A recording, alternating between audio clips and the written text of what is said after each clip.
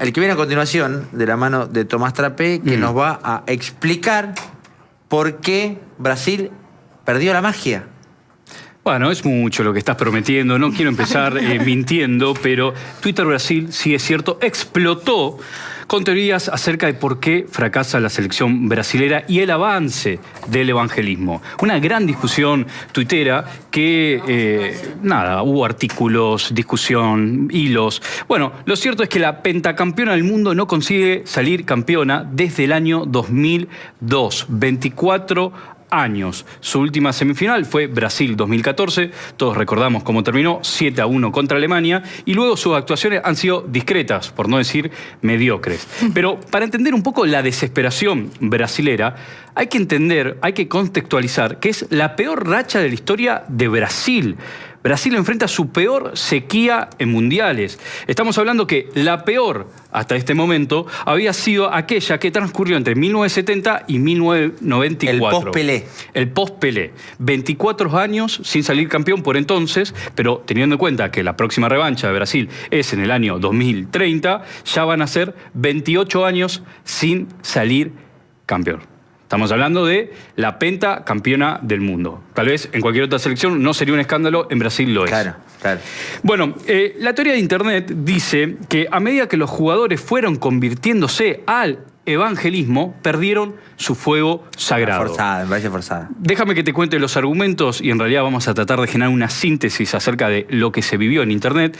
Y así como existe la ética protestante y el espíritu del capitalismo, podríamos decir que hay una ética católica y un espíritu del fútbol. Ese espíritu sería sin dudas apostólico romano, según Internet. Artículo de Joey D'Urso. Joey D'Urso es un periodista británico especializado en fútbol, política y poder. Ha escrito para diarios como The Times, The Athletic, incluso para la BBC. Saca este artículo muy interesante. ¿Puede un país protestante ganar la Copa del Mundo? Y tiene otro artículo también interesante acerca de por qué el fútbol es tan católico, ¿ok? Él saca este artículo a propósito de lo que estamos viendo en el Mundial, y hay un dato que es, por lo pronto, contundente, Manu. Sobre la Copa del Mundo, 22 torneos disputados, hasta la fecha, solamente uno en 1966 fue ganado por un país evidentemente no católico. Inglaterra. Siendo local. Único con gol Inglaterra. Fantasma. La única excepción que hay a esta regla es Inglaterra. Podríamos decir también que Alemania, hay una breve objeción, vamos a repasarla ahora en un segundo, pero el dato es contundente. Estamos hablando que los campeones del mundo fueron Argentina, Brasil, Francia, Italia, España y Uruguay. Podríamos decir también que son países que tienen cierto componente laico en la actualidad, también lo podríamos decir, pero todos sus raíces... occidentales, ¿no? También. Occidentales, sus raíces son católicas, por lo pronto. ¿Cuál es la trampa de Alemania? Bueno, hay una breve objeción acerca de si Alemania forma parte de este grupo o no, porque él va a decir en su artículo que la Alemania occidental, que gana 3 campeonatos, estaba miti-miti. Hay una mitad protestante, que en realidad vive más en el norte, y había un sur más católico. Es cierto que con la reunificación que consiguen el título de 2014 frente a la Argentina, hay una pequeña ventaja del mundo católico, puertas adentro de Alemania. ¿Es Alemania unificada, sí? Sí. O sea, los 3 primeros fueron de la Alemania occidental. 74, 90. ¿Y cuál más me estoy olvidando? ¿Hay uno anterior, más viejo? 2014, me falta uno. Pero bueno, después los chequeamos. Sí, lo vamos a chequear. Y también agrega esta teoría de Joey D'Urso de que los mejores jugadores de la historia también han sido católicos. Pelé, Di Stéfano, Maradona, Messi, Cristiano Ronaldo. Y se pregunta en el artículo, bueno, ¿y quién es el mejor jugador de la historia protestante? Y él va a decir que es Johan Cruyff, ¿no? Lo pone, sí. lo candidatea. No, sí. Pero por debajo, me parece, de otros genios mundial. ¿Vos lo incluís en la terna? ¿Sí? Sí, sí. Messi, Pelé, Maradona, pero ahí. Messi, Pelé, Maradona. En esa liga juega Johan. Amigos, ¿sí? El único. Sí, Brasil 2014, Italia 90, Alemania 74, Suiza 54. Suiza 54. Bueno, por eso no estaban unificados. Bueno, está claro que para los deportistas de alto rendimiento la fe es importante. que es un plus, es algo más que aparece que los lleva a romper límites o en momentos de altas pulsaciones aparece. Y me parece que es algo que todos sabemos. La primera frase que dice Messi después de ganar el Mundial 2022 es gracias a Dios. También vemos los tatuajes, incluso las escenas bíblicas inscriptas en los cuerpos de muchos de los jugadores, e incluso hemos visto, y me parece que podemos repasarlo, el posteo de Enzo Fernández, el último héroe del partido contra Egipto, el gol de última hora, que dice gloria a Dios y sube un carrusel de imágenes, ¿no? Creo que acá hay dos cosas que pasan. Está claro que Brasil sufre transformaciones muy profundas. En el año 2000 Brasil era 74% católico y 15 evangélico, y en el 2022, que son los últimos datos, me parece que vale la pena tener en cuenta, 57 católico y 27 evangélico. ¿No? Es decir, en un poco más de 2 décadas, los católicos caen 17 puntos y los evangélicos crecieron más de 11 puntos, ¿no? Y circula, por lo tanto, mientras pasan estas dos cosas, la teoría de Elvin Calcaño, que es un periodista brasilero, de cómo afectó a la selección este fenómeno, ¿no? Si la fe es importante para los jugadores, una transformación en esta dimensión afecta al rendimiento, ¿no? ¿Importa en qué creen los jugadores? Se va a preguntar Elvin Calcaño. Y bueno, y hace un análisis de 4 puntos donde habla, por ejemplo, del sincretismo, de la idea de predestinación, del individualismo y de la severidad, como características asociadas al mundo evangélico que tendrían de fondo algún tipo de responsabilidad en el desempeño de la selección. Sobre todo porque el evangelismo crece en los barrios populares de Brasil. El primero es interesante, es el sincretismo. Él va a asociar que el fútbol brasileño tenía una identidad enraizada en la exuberancia, en la fiesta, en el colorido, propios de la cultura hija del sincretismo entre lo católico y los imaginarios religiosos de origen africano. Cuando Brasil arrasaba en los mundiales, los jugadores llegaban a los estadios cantando samba, tocando bombos, esa campaña de Nike de yoga bonito. Sí. Bueno, había algo que me parece que tenía que ver con la extensión, si se quiere, de esas creencias. Hoy en día, invocar tambores, invocar a los santos del sincretismo afro es cosa del diablo para el mundo evangélico. Está muy mal visto, podríamos decir, o dice él en realidad, el autor del artículo, que el evangelismo lo que hace es expulsar el sincretismo, esta especie de melange que se crea, es decir, expulsa la diversidad. La segunda idea que va a incluir como argumento es la idea de la predestinación, ¿no? En la escatología evangélica ya todo está escrito. Si ganan el Mundial es porque Dios así lo quiso, y si pierden forma parte de los tiempos de Dios que son perfectos. Hay un tercer argumento, por ejemplo, que va a hablar del evangelismo que llega a Brasil y sus características, que es profundamente individualista, ¿no?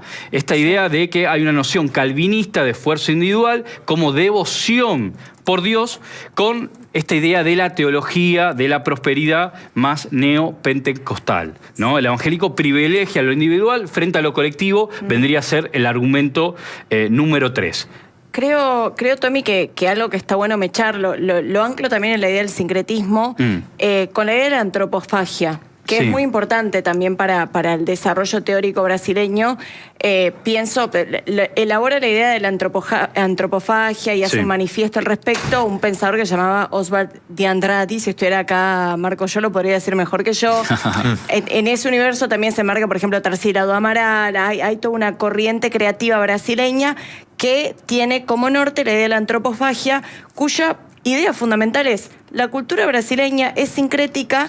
Y es, sobre todo, pensemos en la antropofagia como este acto caníbal, Sí. en el que Brasil y su cultura comen todo lo que entra y lo hacen completamente propio. Lo incorporan. Si uno lo puede interpretar desde el lado del fútbol, tal vez, uno diría, si hay una escuela futbolística de determinado lugar del mundo, que puede ser europea, Brasil jamás tomaría un modelo extranjero y lo implantaría así como viene. ¿Y es lo la haría primera vez? absolutamente propio.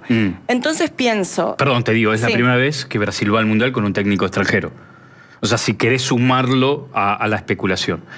Y hay algo interesante ahí en lo individual, o un cierto acento en lo individual. El Brasil del 94 es conocido porque salían juntos de la mano, el de Romário. El inicio del Romário, manifiesto Bebeto, antropofágico Pasarel. habla de que es una cultura que es el rejunte de individualidades. Exacto. Y habla de la mezcla, del entrevere y sobre todo de la apropiación total y plena de todo lo que viene de afuera para hacerlo completamente brasileño.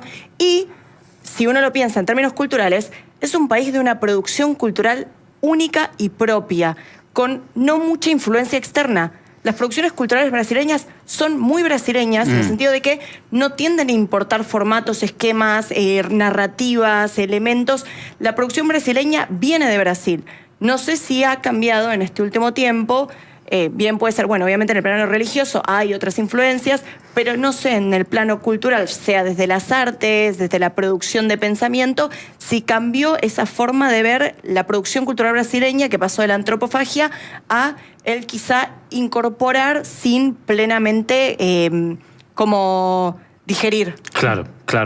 Es interesante también el análisis sociocultural porque las sociedades se transforman y evidentemente brindan características. Y el cuarto, si se quiere, elemento es esta idea más del evangelismo de un Dios más severo, más castigador, por sobre un Dios sincrético, más abierto, más matizado. Acá está la clave. Exactamente, una Esta cuestión es de la la amplitud, de la creatividad y de cierta previsibilidad que se está dando del fútbol brasileño. Esta, para mí, te lo voy a agregar antes. Sí. No tenía claro que iba a ser uno de los puntos que traías, Sí.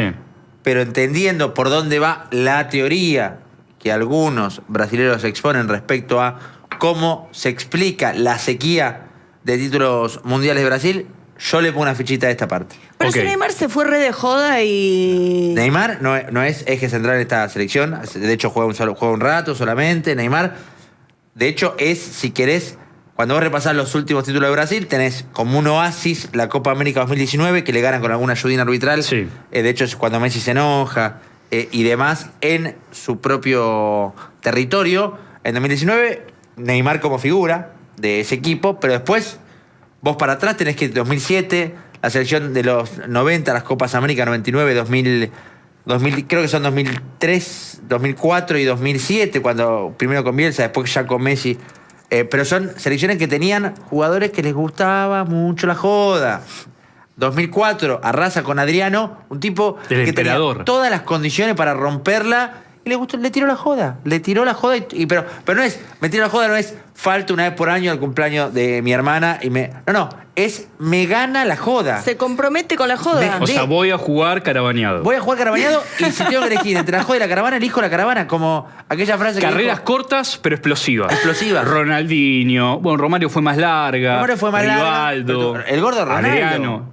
Bueno, voy a llegar ahí. El gordo Ronaldo, sin ir más lejos. Voy a llegar ahí. Como conclusión, yo te diría lo siguiente. Perdón, carreras cortas, pero felices. Cortas pero felices. Felices. ¿Vos si fuera Ronaldo vivirías como él? Entonces, vamos a algo llegar a la tengo que repasar, conclusión. perdón. Hay una muy breve interrupción, perdón. No, por favor. Hay una foto de Ronaldinho, la cito cada vez que puedo porque es muy... ¿Cuál no vas sé- a citar? No sé si usted está al tanto. Él la tiene en Tiene su muchas. cabeza y te le quiere pasar por telepatía. En una conferencia Tiene de muchas. prensa, a Ronaldinho le reclaman los periodistas una foto que se había viralizado de su vida privada, su vida íntima en todo caso. En la foto se lo veía a Ronaldinho en una pileta haciendo una especie de gesto de miren todo lo que tengo a mi disposición. Y la foto era Ronaldinho en un plano amplio y lo acompañaban en imagen a Ronaldinho 5 o 6 damas, todas de espaldas a la cámara como inclinándose hacia Ronaldinho y por supuesto eso generaba una imagen que ustedes se imaginan. Claro. En una pileta. Me llegó por telepatía. Te llegó, te Sí, sí. identificás cómo es la imagen y un periodista como que le va a reclamar a Ronaldinho. Ronaldinho figura de la selección. Le dice, bueno, se vio esta foto tuya. Ronaldinho se ríe, en el mejor tono brasileño posible, por supuesto. Empieza a reír y dice, envidioso, le dice Ronaldinho. Esa es toda su explicación. Todo lo que tengo que para explicar esto es, sos un envidioso, Sin hermano. culpa. La estoy pasando bien. Exacto, no había culpa por irse de joda. Me voy de joda y vos te querés matar. Ese era el planteo. Eso le falta a Brasil.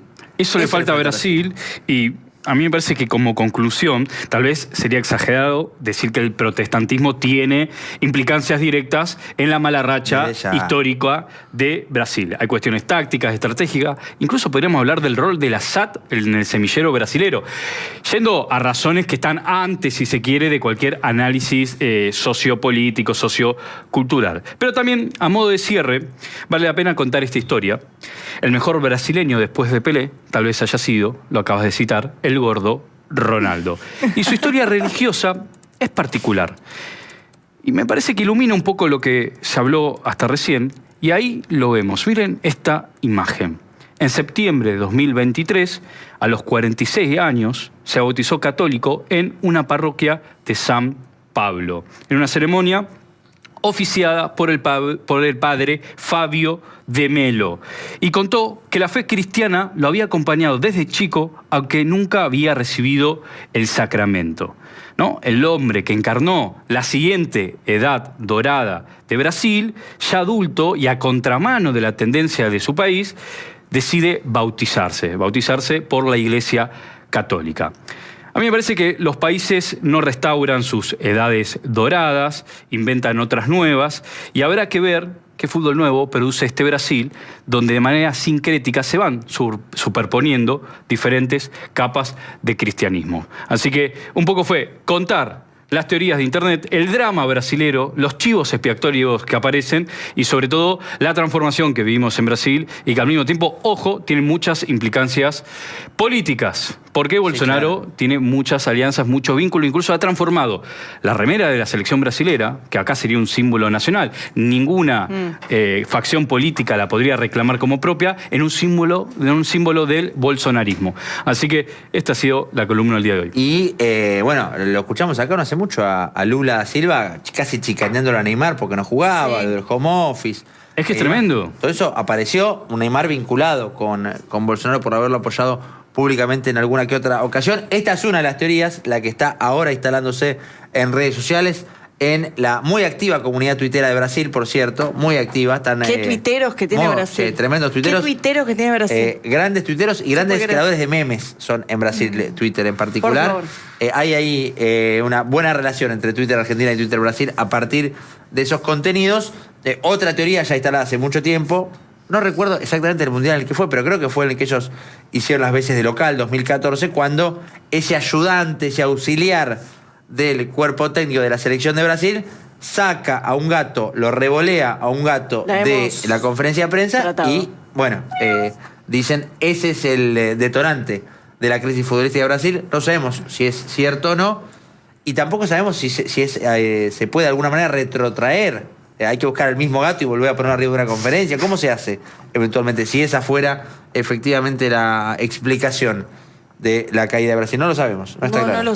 Hay que traer... Te digo que he pasado un tiempo pensándolo, un tiempo largo pensándolo, no tengo una solución, lamento decirles, hermanos brasileros, que nos están viendo, por supuesto, aquí en Info de la Tarde, no hay salida. Este mundial también todos tienen algún componente místico, mágico, maravilloso,